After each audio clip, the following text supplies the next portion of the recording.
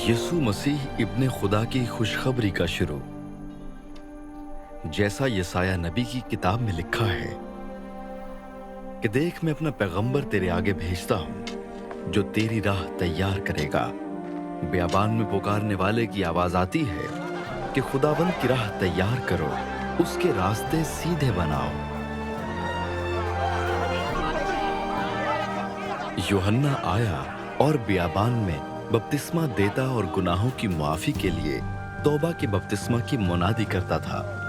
और यहूदिया के मुल्क के सब लोग और यरूशलेम के सब रहने वाले निकलकर उसके पास गए और उन्होंने अपने गुनाहों का इकरार करके दरियाए यरदन में उससे बपतिस्मा लिया। और यूहन्ना ऊंट के बालों का लिबास पहने और चमड़े का पटका अपनी कमर से बांधे रहता और टिड्डियां और जंगली शहद खाता था और ये मुनादी करता था कि मेरे बाद वो शख्स आने वाला है जो मुझसे जोर आवर है। मैं इस लायक नहीं कि झुककर उसकी जूतियों का तस्मा खोलूं। मैंने तो तुमको पानी से बपतिस्मा दिया, मगर वो तुमको रूहुल कुद्स से बपतिस्मा देगा।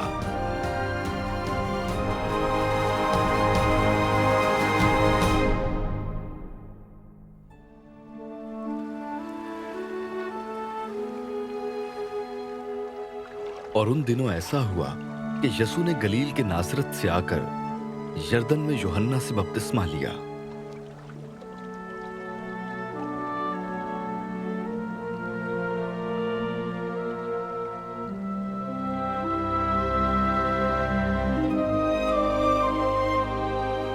और जब वो पानी से निकलकर ऊपर आया तो फिलफौर उसने आसमान को फटते और रूह को कबूतर की मानिंद अपने ऊपर उतरते देखा। और आसमान से आवाज आई कि तू मेरा प्यारा बेटा है, तुझसे मैं खुश हूं।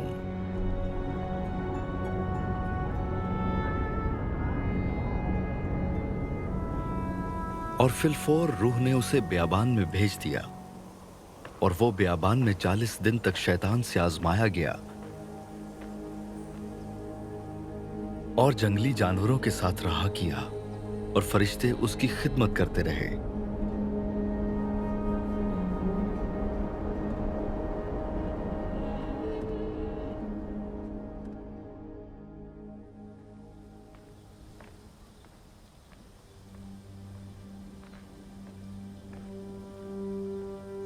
फिर यूहन्ना के पकड़वाए जाने के बाद यसू ने गलील में आकर खुदा की खुशखबरी की मुनादी की और कहा कि वक्त पूरा हो गया है और खुदा की बादशाही नजदीक आ गई है। तौबा करो और खुशखबरी पर ईमान लाओ। और गलील की झील के किनारे किनारे जाते हुए उसने शमऊन और शमऊन के भाई इंद्रियास को झील में जाल डालते देखा, क्योंकि वो माहीगीर थे। और यसू ने उनसे कहा, मेरे पीछे चले आओ तो मैं तुमको आदमगीर बनाऊंगा। वो फिलफौर जाल छोड़कर उसके पीछे हो लिए। और थोड़ी दूर बढ़कर उसने जबदी के बेटे याकूब और उसके भाई यूहन्ना को कश्ती पर जालों की मरम्मत करते देखा। उसने फिलफौर उनको बुलाया और वो अपने बाप जबदी को कश्ती पर मजदूरों के साथ छोड़कर उसके पीछे हो लिए।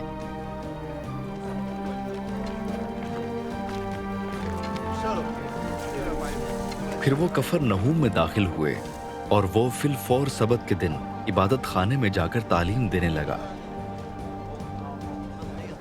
और लोग उसकी तालीम से हैरान हुए, क्योंकि वो उनको फकीहों की तरह नहीं बल्कि साहिब इख्तियार की तरह तालीम देता था। और फिलफौर उनके इबादत खाने में एक शख्स मिला जिसमें नापाक रूह थी। वो यूं कहकर चिल्लाया कि ऐ यसू नासरी, हमें तुझसे क्या काम? क्या तू हमको हलाक करने आया है? मैं तुझे जानता हूँ कि तू कौन है, खुदा का कुद्दूस है। यसू ने उसे झड़क कर कहा, चुप रह और इसमें से निकल जा। बस वो नापाक रूह उसे मरोड़कर और बड़ी आवाज से चिल्लाकर उसमें से निकल गई। और सब लोग हैरान हुए और आपस में ये कहकर बहस करने लगे कि ये क्या है, ये तो नई तालीम है। वो नापाक रूहों को भी इख्तियार के साथ हुक्म देता है और वो उसका हुक्म मानती हैं। और फिलफौर उसकी शोहरत गलील की उस तमाम नवाही में हर जगह फैल गई। और वो फिलफौर इबादत खाने से निकलकर याकूब और यूहन्ना के साथ शमौन और इंद्रियास के घर आए।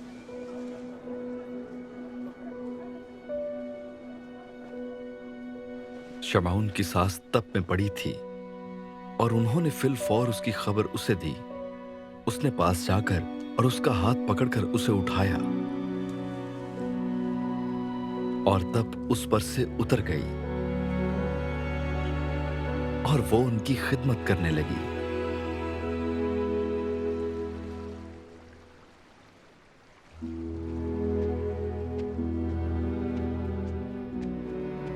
शाम को जब सूरज डूब गया तो लोग सब बीमारों को और उनको जिनमें बदरूहें थी उसके पास लाए और सारा शहर दरवाजे पर जमा हो गया। और उसने बहुतों को जो तरह तरह की बीमारियों में गिरफ्तार थे अच्छा किया और बहुत सी बदरूहों को निकाला और बदरूहों को बोलने न दिया, क्योंकि वो उसे पहचानती थी।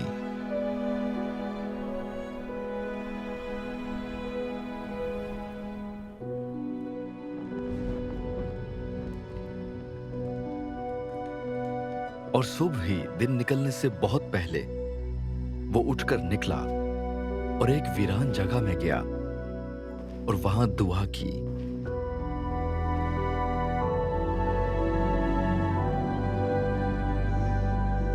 और शमौन और उसके साथी उसके पीछे गए और जब वो मिला तो उससे कहा कि सब लोग तुझे ढूंढ रहे हैं। उसने उनसे कहा, आओ हम और कहीं आसपास के शहरों में चलें ताकि मैं वहां भी मुनादी करूं, क्योंकि मैं इसीलिए निकला हूं। और वो तमाम गलील में उनके इबादत खानों में जा जाकर मुनादी करता और बदरूहों को निकालता रहा।